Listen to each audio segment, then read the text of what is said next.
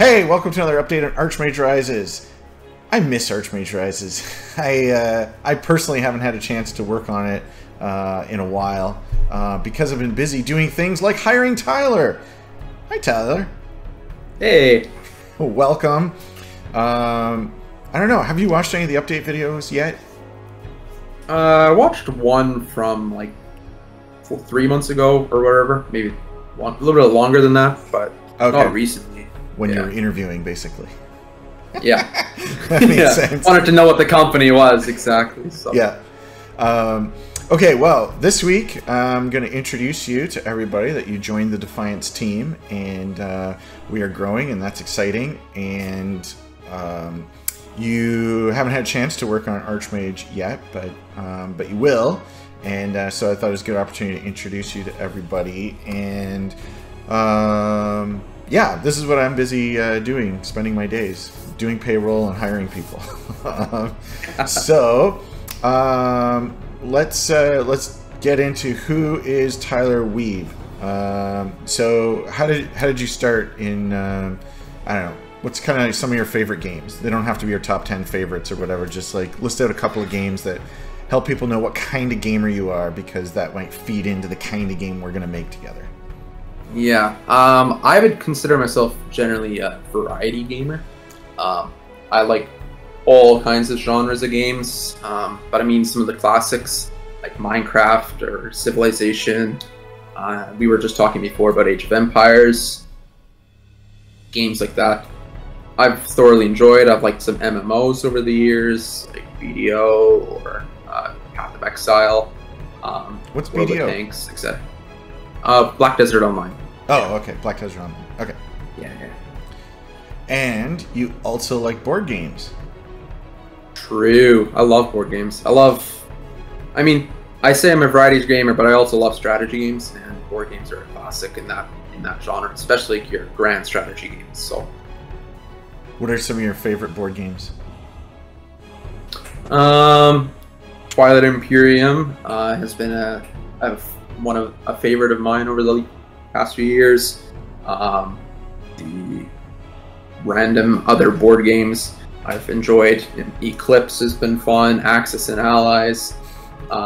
Those are all kind of the same game. Gloomhaven. They're all very similar. Yeah. I wonder what I like, right? That's, but you know, like Gloomhaven is also fun. That's more of an RPG kind of game. Yeah, I don't know. There's tons of games. Most of the time, most games I'll play like once to at least try because they have an interesting cover or something intriguing, and then go to a board game cafe with some friends, play some games, try them out. If I like the game, then buy it or put it on a wish list for something. So, okay, yeah. Now we know what to get you for Christmas. So, tell us about role-playing games. Have you played any? What do you like? Role-playing games. Well, I mean, Gloomhaven, I mentioned already, is kind of role-play-ish. It's not as much as your classics, so like D&D or Pathfinder, games like that. D&D I've gotten into a bunch this last 2 years, year and a half, kind of, with not really being able to do much outside of home, so I've been kind of getting interested in that with some friends and learning how to do the role-playing games like that. So, what character do you play? Diving into that. Well, my most recent campaign was put on by my brother. I played like a mercenary warrior kind of character. It's like half orc. Oh my word! Why am I forgetting the name? Pretty well, just a warrior mercenary who was just like a fighter. There we go. Yeah. Yeah, fighter. It's okay. You lost a lot of RPG cred there, but I saved you. Okay. Hey, it's only been a year. I've gotten other things to do in my life too. So I've got board games to play and video games to play. So. That's right. Okay. So you like to run up and punch people in the nose. Yeah, exactly. Yeah. I had a great fight the other week where I just ran into like 15 enemies and killed like 8 of them without taking a point of damage, and I felt like so amazing. That's when the game's great. Okay. Just action surge and like 3 attacks around and stuff like that. Oh, beautiful. So what attracted you to working at Defiance? Well, for one, video game development has been intriguing to me for the last few years. And this was an opportunity that showed up through a mutual connection of ours. And so kind of the opportunity arose, and it seemed very interesting. I liked the game Archmage Rises. I hadn't heard of it before, but when I looked into it, it seemed like a quite intriguing game that I would be interested in playing one day. What was it about the game that you really liked? Well, there's a lot of aspects of the game that are similar to games I've played in the past that seem to kind of come together into a single game that seemed like, oh, it's a good idea. It would be something interesting to play. So, like, I've enjoyed like RPGs and MMO kind of things, but like this whole building up of a character, or games like Dwarf Fortress. I played a bunch of that growing up, and so this seemed to take sort of a lot of these different aspects that I had kind of been enjoying or learning or growing up with, and kind of merge into a singular game. And generally, as a variety gamer, I like to try games that intrigue me, and this was a game that intrigued me. So it just seemed natural that I was drawn to the development process of a game that kind of intrigued me. Going through school, you hear tons of horror stories of awful workplace situations and of like AAA studios or some indie dev studios where it's like just Blizzard a brutal workplace. Blizzard right now, exactly, exactly, or Cyberpunk 2077, whatever happened there. Yeah. Right, you hear all these horror stories, all these places, and then when I met with Thomas and our mutual friend, then I kind of there's a lot of reassurance of like, hey, you know what, this actually sounds like a great opportunity for experience and work, and they seem like great guys. So a lot of those factors kind of drew me in as a great potential workplace. Cool. And you started, I guess we're recording this late, I should have done this earlier, but you started July 5th, okay? Yeah. You are out in Manitoba. Oh, yeah. Which is, I don't even know exactly how many hours you are from me. It's probably in the 15-hour range or something here. I think it was 14 hours I saw on Google Maps. Okay. Well, that was a good guess on my part. Yeah, you're out in Manitoba, and you recently graduated from TWU with a degree in computer science. Yeah, so close to a game development minor and a mathematics minor, but I wanted to graduate, so didn't spend an extra year getting those. They're just words on a paper at this point. I pretty well know everything I needed for them anyway. So. Well, you're now employed. I say that like you're now employed as a game developer, so I guess having that game dev minor doesn't matter anymore. Yeah, exactly. So,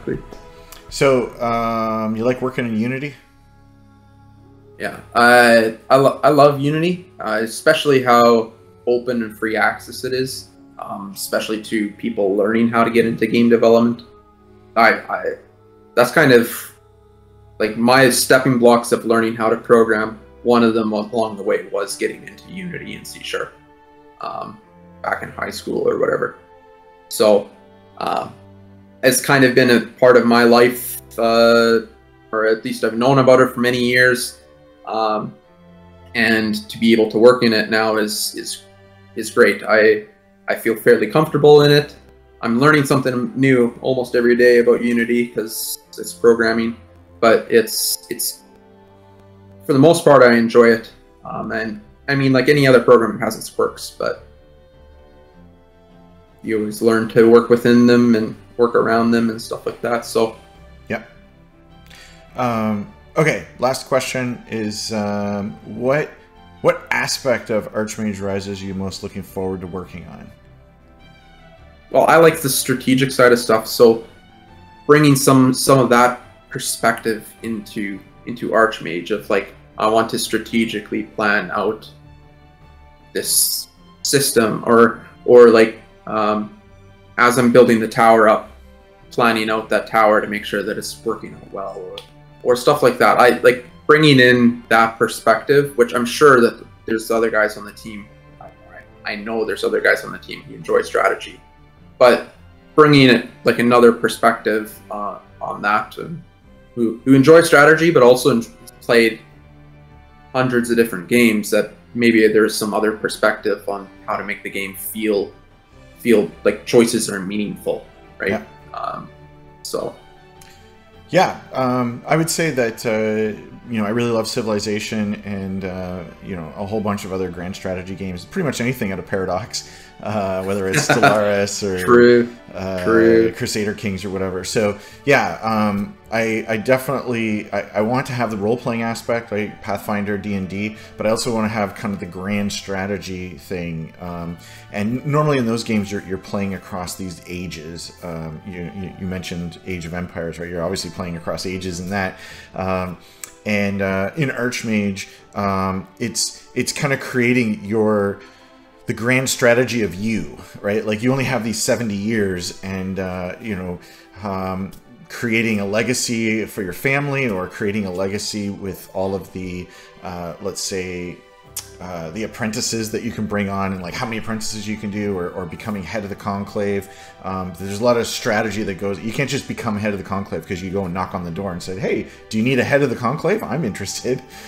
You have to work the political system in order to like get up to like that level of it. And so, yeah, my hope is that people can, first of all, have a better experience than playing Dwarf Fortress, because that thing's impossible to play. But that they can, have that kind of grand strategy. Like I spent a lot of time building my legacy, like they do in a Paradox game, but in a role-playing setting. So games like Divinity: Original Sin, Pillars of Eternity. You're playing one life. You're playing like one character, one life. But the way that you can impact the world is minimized. It's very much just around the story, which is fine. And so yeah, I'm trying to merge kind of that grand strategy. So I'm just finishing the biography of John D. Rockefeller, the guy that did Standard Oil at the turn of the 1900s. And he was like crazy rich, and he not only did oil, he also got into iron and shipping and like so many things. In one lifetime, this guy got into so many things, and he created the University of Chicago.